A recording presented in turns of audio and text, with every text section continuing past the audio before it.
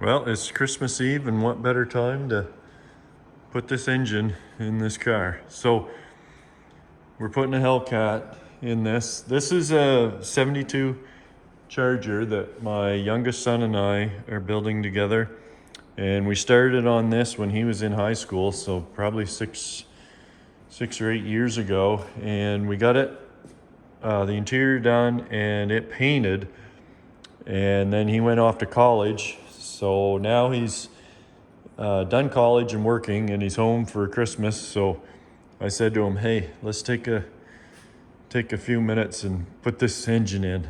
Might take a little longer than a few minutes, but anyways, this. So I want to show you a couple things about this car. Obviously, we've done a lot of work to it. There's a lot of custom touches that you might not notice, but the front end of this car is shortened 6 inches. So the nose isn't so long, and we made it so the bumper is pretty much flush with the fender. And I also pulled these park lights out so that they're not in so far, and kind of makes them look like scoops. We built that custom spoiler, and we're putting all QA1 suspension under it.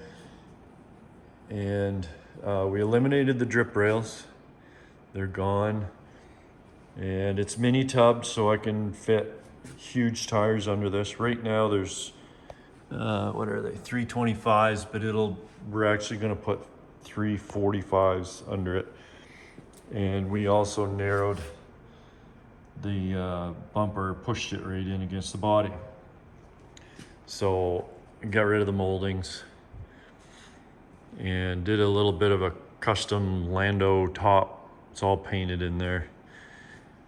Same with the hood. Now the hood, I may change that and put an air grabber hood on it. That's sort of my plan with it. And here's the interior. Alex and I, we built the dash and then stitched it all. And a petty blue tachometer, which is kind of cool. So it just needs this. And before I put this in, I'll go over with you what you have to change on these to put them in this car. Yeah.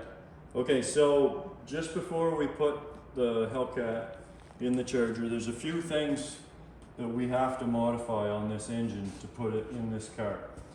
And one of them is this exhaust, or this manifold on the back of the supercharger. This is the original, and it's too thick this way, so you have to buy a thinner one or it'll hit on the firewall. So we've swapped that. This is an Earl's. And the other thing I do back here is we have our heater lines. These are for your heater hoses. I run the hoses out because this is going to be right up against the firewall and it's hard to get at. So I put these on. And the other thing, I use the Holley engine mounts, and I use the Holley oil pan. The Holley oil pan is really, really nice. It's a cast unit. These allow you to use the stock mounts for the 72 Charger, and it gets the motor setting down in, so you don't necessarily need to cut a hole in the hood, which is nice. This has got power bulge hood, so it should fit no problem. Now, the other thing we do is I've got the Mopar crate engine management system, and this is the harness for the engine. And it's all labeled. It's super easy to hook up, but you want to hook this up back here before you slide that motor in, because it's going to wrap in around here, and with that motor in it, it's going to be hard to get at all this stuff. So hook this up first. And obviously I don't have the transmission in it yet. That'll go in later. And on the front, all this stuff we can switch later, but I pull the alternator off because the alternator is super close. So I get that out of the way. And the other thing is you gotta take your oil filter housing off and use an aftermarket one. This is the one I use. This is from Mopar. This gets it at a 45-degree angle away from the suspension. And so that I can bolt that up later after the engine's in. And these come with electric power steering, almost all of them, so you get a kit to put your power steering on. The other thing I do on these motors too is get rid of the thermostat, put a 180 in it, because otherwise this thing will run 210, and I don't like my engines running that hot. It's for emissions, they want them at 210, but we're not worried about emissions. Now the other thing is these map sensors on the newer engines, you have to change all of the map sensors, and I think there's four of them. So there's one there, there's one here, one at the back, isn't there? No. So 1, 2, 3, and there's one more, but you have to change all them because they are 4-bar and you need a 2-bar one for this engine management system. If you have the red eye, you don't need to change that. So that's about it. We'll hook the chains on this and then we'll drop her down in there and see if we can get these mounts hooked up.